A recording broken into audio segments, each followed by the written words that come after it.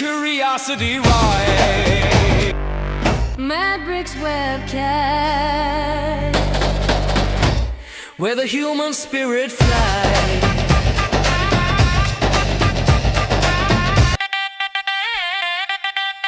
Matrix webcast, where the human spirit flies. Hi, welcome to the Medbix webcast. This is Ramana Namaraju. I'm the host.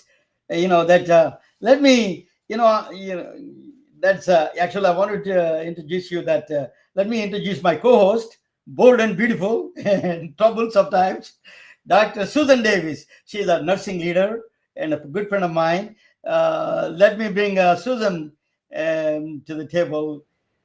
Hi, Susan. With Good all the evening, questions. Ramana. Hi, how are you? Thank you for joining. It's always same old, we go a long way. You know, that one of the things that I want to show you, that I want to tell Suja, our guest, the person I showed in the our intro video, is a doctor. Subbarao is from my hometown. He went to school in her hometown, Chennai, her home state, Chennai. Then he came to Harvard, and then he invented the first chemotherapy drug, methotrexate. Still, they use his drug. Is 1953. He came in 1923. He came in to Harvard. Think about that. Wow. Long time ago. And you're So saying he came from the same town as Suja? Our yeah, guest? the same state Oh, as Suja. But he's from my hometown. He went to school there in Chennai. But I will talk with her in a second. But I'll tell you, let me introduce our guest. She is a force to reckon with. She is a force. She is a board member of several Fortune 100 companies, Walmart, Kimberly-Clark. Walmart, if you don't know Walmart name, you're under the something. You don't belong to this planet. So she is a Walmart. She's a digital transformation, head of the digital transformation there. And then she is a Kimberly Clark. That's we all know that all the tissue papers and everything. It's a huge organization. These are all Fortune 100 companies. Then Common Spirit, the Catholic health system. She was uh, run the technology side of the Common Health Spirit. It is one of the largest healthcare system in the United States. Common Spirit. It used to be Catholic healthcare charities. I remember, going to Kentucky and all these areas. Catholic hospitals are the only one, so that they did, So Mother Teresa is from Catholic woman, so she ran that one healthcare system, and So she is a T200. She is one of the pioneering women, and she is everywhere, and she is really a force in the technology side, in the board membership advisory. Now we have a new revolution coming up, artificial intelligence. So we can talk with her about that. So let me bring her to the table, Dr. Suja Chandrasekaran. She is welcome, Dr. Doctor. No, I'm here, not doctor. You promoted me. I'm used for doctors all the Pleasure time. to meet you. Pleasure to meet you as well, Dr. Davis. Yeah, Uh, Dr. Davis. I'm not a doctor. Hopefully, but hopefully from from your words to maybe it'll happen. It So will happen. Yeah, PhD is a doctor also. I wanted to ask you. It's very interesting. You were born in the Shiva Ganges. Tell me about that. I'm I going to don't know put where you you on. dug that up. I don't know where you dug that up, Ramana. You have a knack of finding these very interesting factoids. I was born in a very small village or very small town in the deep south of India. But I mostly grew up in and around Chennai and Bangalore, which is where I went to school. And then I moved to Australia. I did my MBA there, and then I came to the United States. I've been here. I've led very senior roles leading transformation in some very large brands and businesses, notably Nestle, which is a global company, and Walmart, as you mentioned, and Kimberly-Clark. I was also at PepsiCo, the Timberland company, and CommonSpirit Health was my last executive role. Currently, I sit on multiple boards. I sit on retail, healthcare, supply chain, manufacturing, and of course, artificial intelligence boards. So I'm blessed to be part of some amazing work, exciting work that has served customers, has served patients, and I'm thrilled to be here, Ramana. Thank you. Thank you for joining. Well, one more thing, that first time I noticed you is that during the pandemic, you put a note there in the supply chain side. We are all going through, the country is going through a crisis, that we don't have enough masks, we don't have enough ventilators, huge problem. You put a very strong note in the supply chain. I read that. I noticed you there. Tell us a little bit about the your experience during pandemic and supply chain. You're expert in supply chain. Tell me your experience through that process. Yeah, so interesting. You do dig up things. So you remember those days in the crisis, during the days of crisis, when the early days, supply chain did go through quite a bit of a challenge on even basic things. We all remember this. We all went through that: masks and scrubs and different parts of treating patients, and even testing kits, to being able to test patients that come in potentially with COVID, and making sure we have the right visibility, we have the right inventory, we have the ability to place orders, we are able to fulfill orders, and that even maybe starting up capabilities for new manufacturing, different kinds of sourcing from different locations. We stood up, Common Spirit stood up a lab at that time for COVID testing. So we had our own lab, and we were routing our tests through that lab. But I tell you, fast forward to today, one of the biggest excitements for me is AI in healthcare, right? Susan, you are in healthcare and you're watching this every day. I'm on the board of a diagnostics precision genomics company, and it is pathology, but we have brought in digital pathology by means of workflow, where the assay and the stain gets, the image goes to the cloud, then it gets scanned, and then there is AI algorithm that does a risk stratification, a first tier of risk stratification, and then it comes to the pathologist. And so we improved and streamlined the workflow, which brings us quite a bit of efficiencies. It also gives the pathologist a leg up in terms of the reading, and of course, the pathologist is the one finally diagnosing and signing on the result.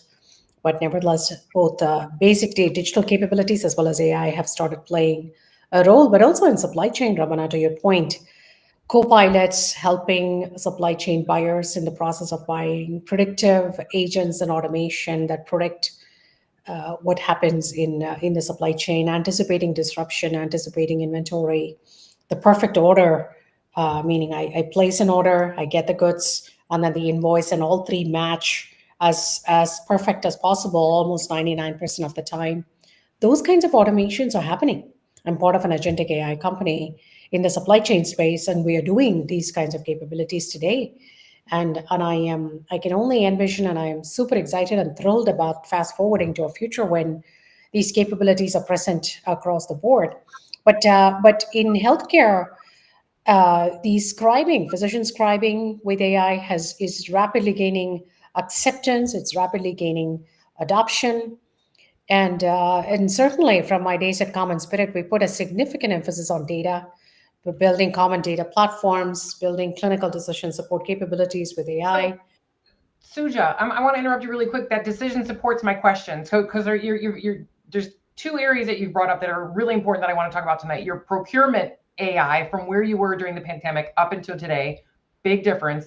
Same with the decision support. So even that word, and I just got back from Health USA in Vegas. Very nice. Yes. Oh, it was an amazing experience. So your language, they were speaking your language out there, and picking up dribs and drabs. But I think some of this decision support, they're trying to get away from that language even, because are we losing our brains? Are the doctors losing their brains? So how much is AI supporting that support mechanism versus, you also mentioned, okay, the final that subject matter expert is going to be the final vote on that process. How are we going to keep hold to that, with the speed where we are? So we'll just stick with the healthcare for a moment. You were talking about diagnostics, speeding that up. We love that. Assisting the teams, the pathology teams in the case that you shared. Are we going to lose our brains? Are the physicians going to lose their, how much of this is, do you see what I'm going with this? I feel like decision support is a dangerous word. Call it however, right? So what's happening is I'm also on the advisory board of of a company where we provide AI algorithms for various radiologists, cardiologists, various diagnostics capabilities. And what we find is there is a significant shortage of clinician availability. And there are some very interesting numbers when it comes to radiology. There is only a total amount of, if I remember correct, 30,000 plus radiologists in the country. And they are reading, each of them are reading millions of images per year. I mean, think about that. The volume of work that goes through their tables, the amount of the speed and the throughput that they have to produce. So they are appreciating pretty much actually what's happening, Susan, is that clinicians are welcoming. And the mindset has certainly changed from a point of better understanding where this can help. How can we be part of the process? How can we shape the algorithms? How can we be part of the testing process? So certainly I'm more optimistic now than I was a few years back. Technology is only one aspect of it in any such transformation, but crucially, clinician acceptance. I'm sorry. I have so much to ask you. I mean, I know you spent a lot of time on the risk, and I feel like the risk from the R&D to the user experience all the way through to the innovation. Is the risk assessment keeping up with our innovation? And are we able to keep our critical thinking? I know just in using, chat or Claude on a daily basis, there's drift. There's a significant amount of drift. So I'm just, healthcare is so specific, and I understand what you're saying, and the volume of that the AI is able to cut through and help the lowering number of clinicians we have across the country. But I'm wondering, do you think, and this was another thing that came up, a big hot topic out in health was, or I don't think maybe enough spoken about, was the risk, every layer of risk in this speedy process. That's right. And risk, I will talk about risk certainly in healthcare, but also risk in every other industry as well. So there is new categories of risk that executives are dealing with, as well as the boards. So for example, just is there a basic governance and a risk management process for the AI models within the companies? And how would a board get a visibility to that kind of a process? How much teeth does it have? The second is there a catalog? Is there a data catalog? Is there an AI catalog of the various capabilities that are in these entities? And who is monitoring and managing this? And just even the kind of data that's flowing in, the ingress, the egress, what comes in, what goes out. And how is risk managed in these AI models? AI, especially in these probabilistic models, in Gen AI models, we need agents to be monitoring these models constantly. So what kind of monitoring and managing and risk managing models and agents do we have that are constantly monitoring these capabilities? What kind of additional metrics do we need in order to assess the risk aspect that is stemming from the user models itself? So there is a different kind of a set of processes, a set of tools, a set of metrics that are necessary within the companies, as well as the visibility from these to the boards that are essential. Regulation is still catching up. Now, FDA has a good process. There is a fairly good good number of software as a medical device capabilities that have come out in the US. So the medtech industry is rapidly advancing in diagnostics, especially. And along with that, the risk and the risk management and the measurement of risk. Nobody wants, let me put it this way, no company wants to be the first headline in the Wall Street Journal where something, nobody wants to be that. So everybody is putting a lot of focus on this topic, and everybody has a lot of emphasis on this topic. But I think this is a space that will continue to evolve until we get to the bottom of it. Suja, just 1 second, Susan. I'm sorry, let's just a quick pivot. I wanted to ask you one quick question. Supply chain before you. Hold on, Susan. 1 second, I'll give it to you back. It was supply chain. I was going back to supply chain, so we're good. Supply chain, yeah. The reason was I used to install digital X-ray machines for the doctors, So the CMOS camera was invented here, right here, a few blocks from here in Cal, invented the CMOS camera. So they exported to Japan and China, and they put the plastic around it, and they sold us to us the humongous, huge prices back to us. The digital X-rays are extremely expensive. There's no primary care doctor can afford to buy that. So we don't have, during the pandemic, we don't, one of the things is the lungs are affected through the pandemic. One way to detect the COVID is through the digital X-ray machine can detect. So we don't have the parts. If one nut is missing, one bolt is missing, I have to wait to Japan to send it or China to send it. So this kind of a manufacturing base is missing. How do you address that? As a leader, we are really medical manufacturing is a national security issue in my view. What do you think of it?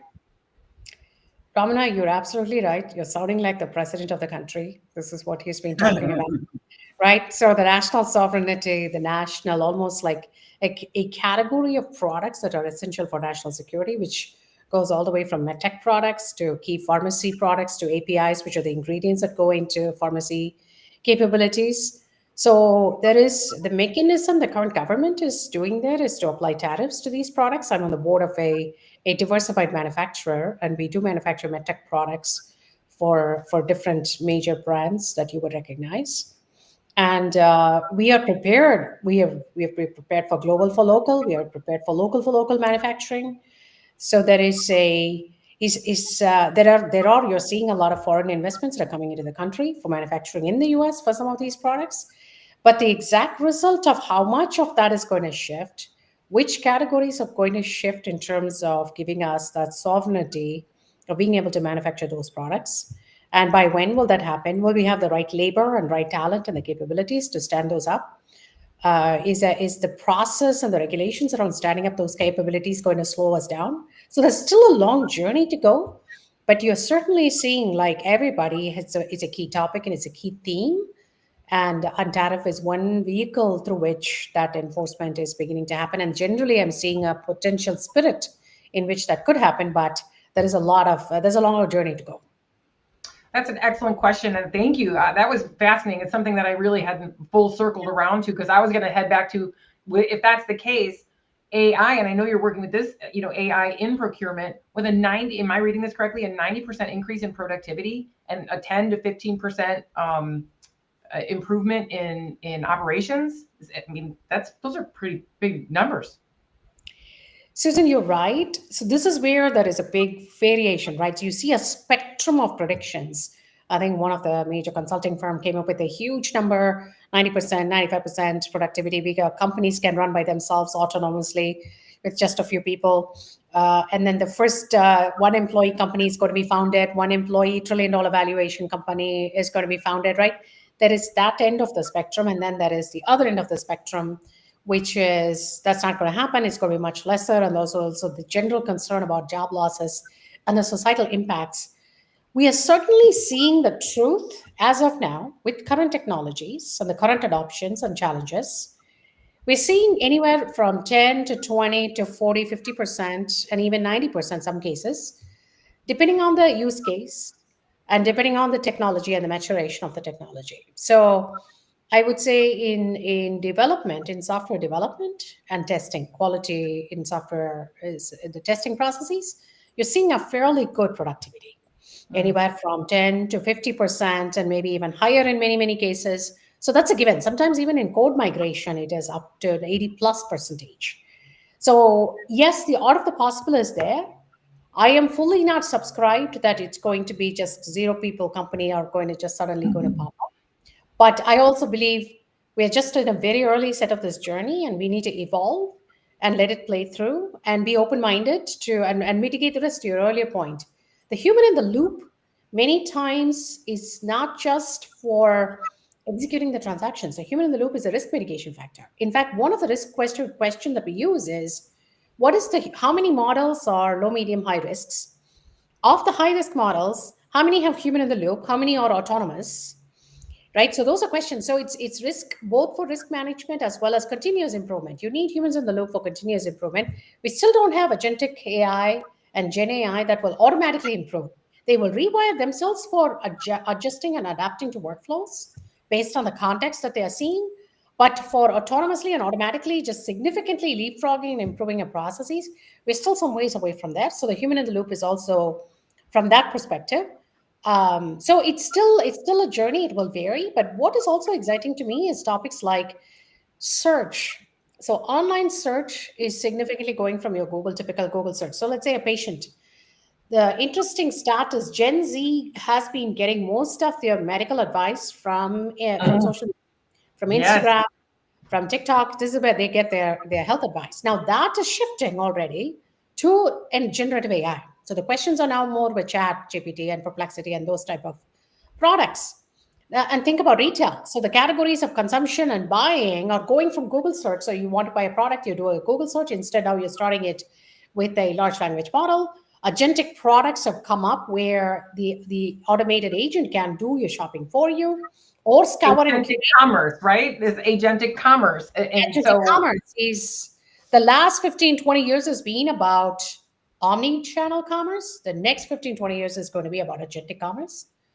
Maybe a trillion, couple of trillion. I was reading an article where they were projecting $2 trillion worth of agentic commerce in the next several years. So I know wow. big numbers are being thrown about. We know there is a change that is imminent. So even those kinds of things, not just productivity, but truly revenue generating, customer engagement, patient engagement. So now the digital front door, when I was at CommonSpirit, one of our biggest focus was digital front door. So the digital front door today, if we were envisioning the digital front door, it'll be significantly different from the digital front door we had at that time, right? So how we engage with customers with AI and enriching their experiences with AI is going to be the focus. So that's also the revenue, the different business models, all of those also play a factor. And then even in pharma, back into healthcare, pharma drug discovery has gone through a very big moment of, my goodness, this is amazing, to a little bit of a lull. No, what is happening? Nothing really has come out. I believe there's one drug that is approved so far with Gen AI. Or maybe they. So you Go use ahead. terminology, Suja. Just what you're describing is a huge list. And Ramana, I'll hush up in just a second. But you said this is early agentic muscle building, and I thought, like, you know what? That's such a good description of this, because we're all just learning what this means, and you just gave a huge variety of where we're going. It's amazing, right? We're building our agentic muscles. I love the agentic commerce thought, connecting your open AI to Shopify, and watch out. So, Exactly. Sujay, one of the things is, yes, yeah, one of the things that the AI, you always watch the investors, right? The investment is trillions of dollars going to the investment of the AI. Do you think how they recover all these companies? Are they ready? The big companies is going to shift the game, or the small companies going to pop up a new thing is going to pop up with the new AI? Is the returns on the investments that the old AI companies, traditional AI companies, big mega corporations you work for, or the new AI companies, small companies, lean methodologies, they will pop up and change the world. What do you think? How the investments coming back to the AI investments? I think this is the trillion-dollar question, right? So there is so much investments into the chip landscape and the chip company stocks, and then the chip landscape to the platform companies, right? The chip companies to the platform companies, which are building out the hyperscalers and the data centers and all the whole ecosystem behind that.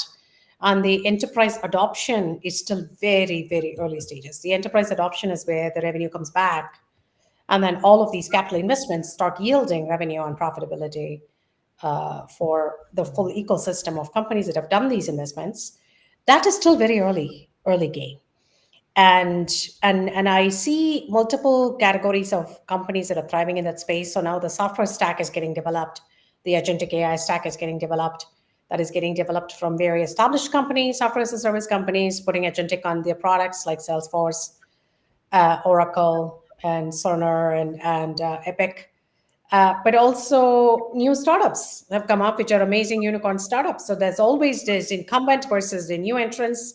There's always this debate. In general, we all know incumbents do tend to have a bit of a challenge that they have to work through in terms of inertia. But the startups, the new startups, they are killing it. I'm part of this startup. We are about to raise CDC. The team moves forward so rapidly from the day we discuss a possibility to when they already have built something, or in between board meetings when they come back and present to us what they have built. The kind of thought processes, even so, I'll give you an example. I've been on the buying side of tech products my entire career, and everybody would show a demo and a journey of a tech product is a key way. And Susan, I'm sure you bought products like that as well, and Ramana, you sold products like that as well. But now when we do sales demo, we do that with the customer's data. So forget the worry about the data quality. You're getting customers' data and you're putting it through your product, and the first demo itself is with the customer's data, which means the customer is absolutely able to connect with the product, see it from their own lens. So what we are seeing, there's a lot of fundamental things that are getting shifted. So that is one example. The second example I would say is, previously we used to say, get a clean process and then you do technology. Don't put good technology on a bad process, because all you will get is garbage. But now the technology has evolved to a point that the technology can create a new art of the possible as well as address the opportunities in the current processes. So in a way, now the model has flipped to a point that don't spend months and months and months and years just fixing and documenting the perfect process. It's like, do you put the shoes first or the clothes first, right? So we used to say clothes first and shoes next. Now we are saying put the shoes first and then the clothes will work out and the shoes will help you find the clothes. So it's I don't know whether the analogy works, but it's Yeah. everything is changing. Data quality is not the anathema. These are fixable. Don't try to solve world hunger fixing data quality for the entire enterprise. Take the capability you need to build, and your data is not just the data you have in your transactional systems. It's not your health record data. It's not just the data in your ERPs. It's the data you need from the full business and the market outside, the patient information, or whatever you need outside, and then cleanse as you go with the tools that are now making it possible to do that rapidly. So the mindset change is as much an important part of the transformation we are in. Data and AI are a mindset first. Data, AI, mindset first. Mindset before the tool stack. Yeah, that's excellent. Wow, these are some hot gems, Suja. Very hot gems, especially from someone as a woman in healthcare tech, moving forward with my first. I have my own startup, and I'm in my first iteration of tech that I'm trying to build. It's hard to keep up. The second you think you've got it, to your point, we don't have time to do the data. You're already iterating your iteration, really in rapid form. So these are really good gems for me. Thank you. Talking about data a little bit, let me talk about privacy a little bit. The bias and the privacy. Privacy is one of them. Bias is a lot of, in the AI bias, we are concerned, particularly physician market. Physicians are very concerned about that, because one of the examples of that is one United Health, one company. I don't want to mention the name of the company, but it's a public information that they used the wrong data and then came up with the wrong analysis, and then give a treatment on that basis went totally wrong. So how do you prevent these biases and then the privacy both in AI world? For me, the biggest awakening was when we heard that the oximeter gave wrong readings for people of color. The oximeter was such an important aspect of the COVID testing, right? So the oximeter, Yes. the oxygen level in the blood, and it was giving a different reading that was probably not accurate. So bias and bias management is a conscious part of every product and testing it. And we saw the Google model. The first earlier Google model was giving out racist comments, right? And then, or maybe there was another model that came up, and there was, I think it was Abraham Lincoln or a famous political person that showed up as an African American. So we had all kinds of incorrect biases that were showing up.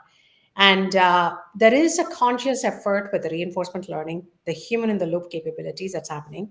Yet I do believe that this is a topic that companies need to put a very clear emphasis on. It's both bias and the accuracy. Both are interconnected, right? So one is bias is it could give a wrong result, which could be misconstrued as it was discriminatory to somebody, or it could be an inaccurate result that hurts a company in a decision that you make, or a physician that makes an incorrect decision. So either way, the risk monitoring agents, the privacy protecting agents, and a complete emphasis on this, and this goes to talent. I will tell you we have some amazing privacy leaders. We have some amazing chief information security officers in the companies, but there is a need for a continued development of these groups of people, and also development of new kinds of people that have this as a distinct expertise, and that's their and just like our people have taken care of cyber defense for the companies, we need people who take care of privacy and bias and hallucinations and all kinds of other things that could go wrong when you're using a model. That needs to be a complete focus. And like I shared, it has to be reportable, monitorable, measurable. States are coming out with regulations around bias as well, which will then make sure that it comes from the other direction. But from a regulatory side, it is somewhat dangerous when we start having very state level regulations. From a regulation side, I think United States is better off that there is one set of regulations that is uniformly applied across each state. Otherwise, it just becomes a bit chaotic to enforce in every state. And that's the case now. There isn't one. That's right. Privacy, right? Even privacy, there's multiple set of regulations across different states, and Europe, EU has done a good job in that.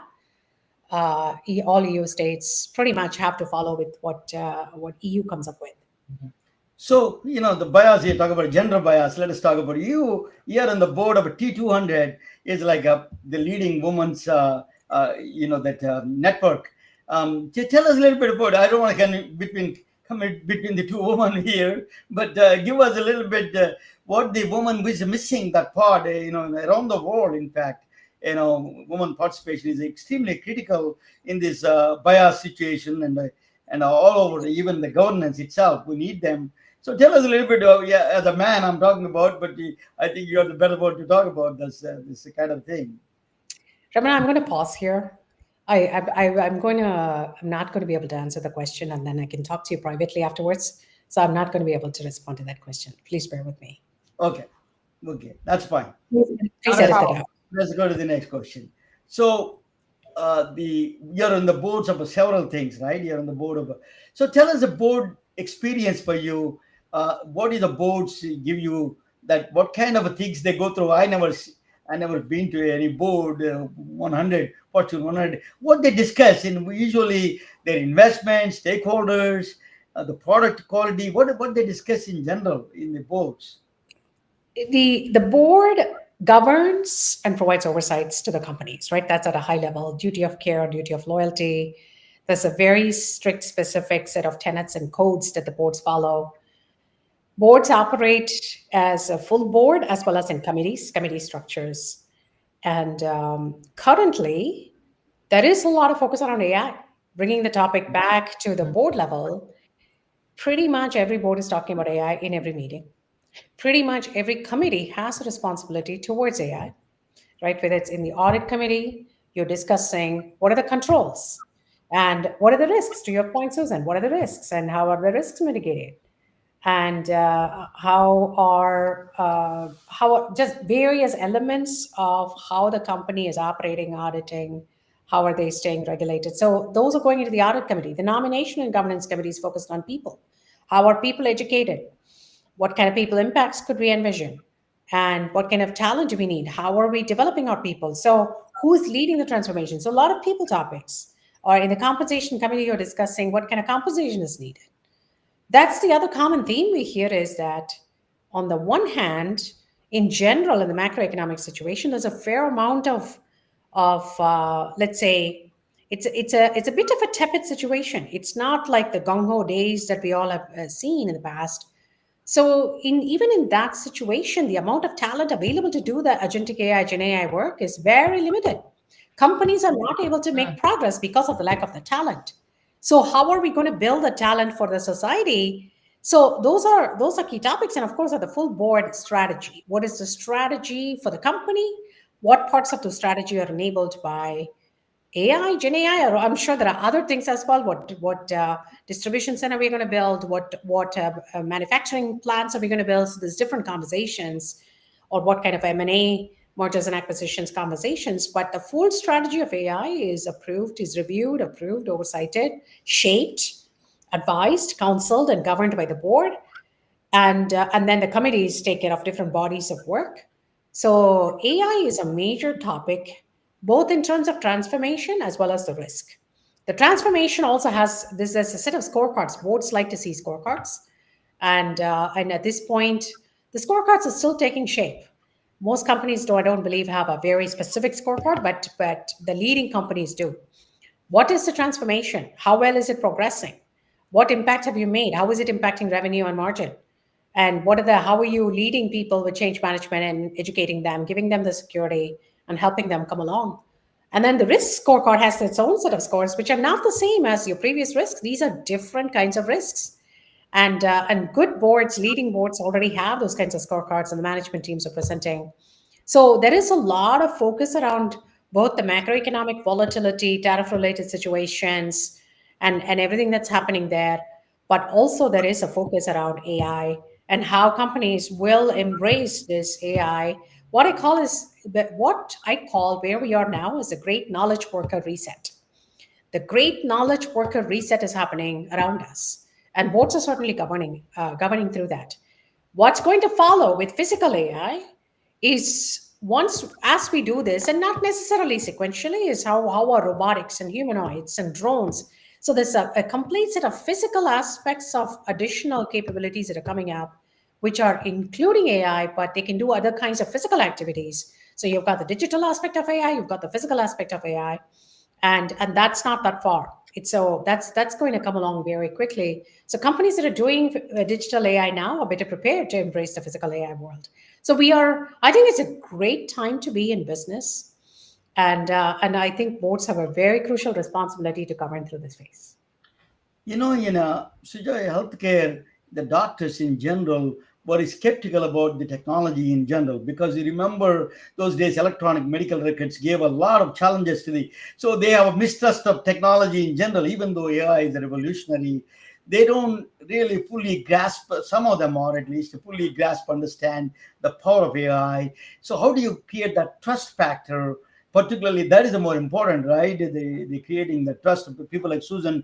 They deal with the patients every day. So tell me a little bit about that. Romana, really quick before you answer, Suja, I would like to say that trust was a huge word at health. I mean, it came up on almost every stage and in various applications. So I'm interested what you think about that. It's a big word in a global thinking world that has to be executed locally, and from the global stage down from the bedside, if we use healthcare. I would love to hear Susan's opinion on that, on the physician, where the physicians are. I think the physicians are adapting to the current situation much more so than I had anticipated. And they are beginning to be part of it. The key element about any kind of a new topic, a new capability that comes into play, is to have the person, the audience, the end user, to be part of the change. And physicians are now collaborating with algorithm creation, algorithm definition, the science journals publishing results of algorithms, the kind of large language models that are getting created. There is still a good, healthy skepticism. I would say maybe it's balanced, and I would love to hear your view, Susan. It's because the proof points are still early, especially in drug discovery. I would tell you the proof point is still early. Okay, where is that full end-to-end cycle of the drug discovery that has been talked about for almost 10, 15 years, even pre-Gen AI? Where is that? So, but there are pockets of successes that have happened. So there is enough of a credibility that the companies are still continuing to chug along. There's also a belief and a bet that new technologies will evolve things. You saw the Google announcement of a cancer protein that was discovered using AI, or there was an announcement that Sundar Pichai made a couple of weeks back. So there are glimpses and pockets of excitement. Definitely medtech and diagnostics they're taking off with AI. And the radiologists, certainly that is the audience for that diagnostics. So it's going to be slow but steady. Whenever I have my own events, I talk to the technicians. So I was going through my own EKG. I was going through my own annual check, and I was asking her, "How do you like it?" And she immediately tells me, "This is what I like. This is what I don't like." It is erroneous, so I have to back tab, and I don't like that it gives me erroneous answers, and I have to back tab and go do that again.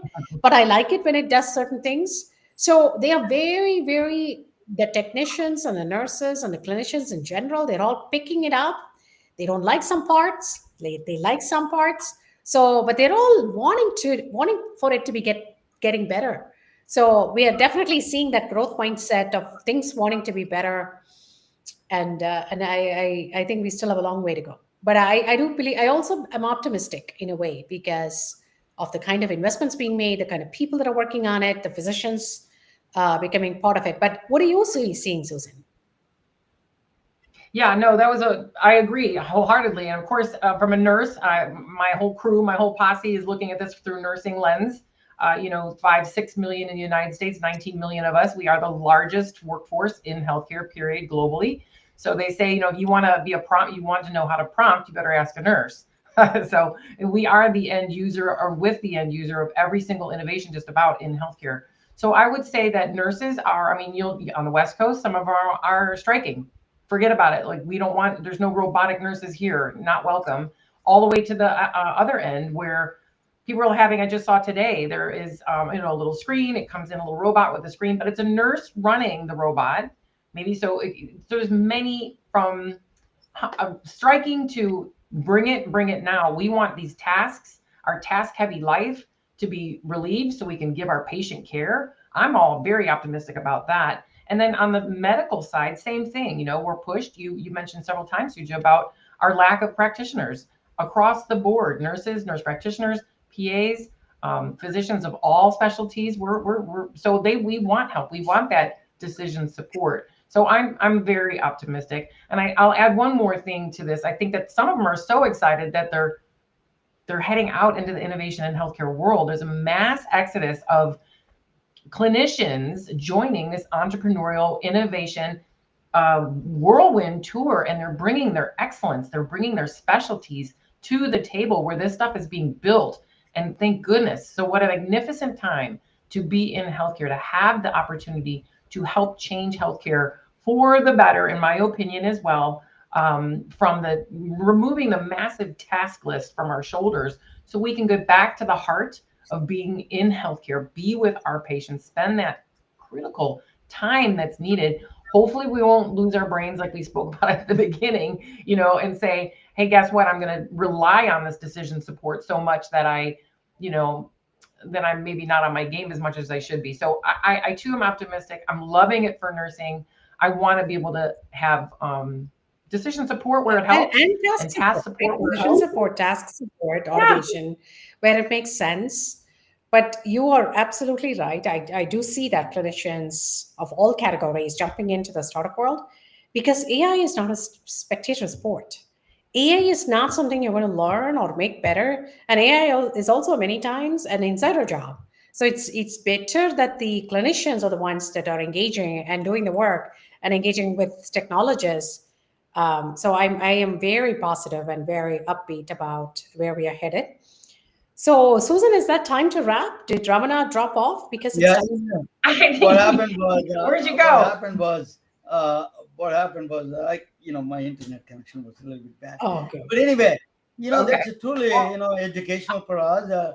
Suja, thanks for joining. It is a really one of the different kind of a framework here given to our thinking process for us, particularly in the healthcare world. We are kind of to be honest with you, doctors and nurses, and including management side of it, we are lost in some extent. We don't know what we think about the AI. You're giving a true picture now. You're giving a clear direction. The innovation is, and Susan is emphasizing that innovation. She's embracing it. I think we are going to be in the right direction, and the people like you are on the helm of this whole process.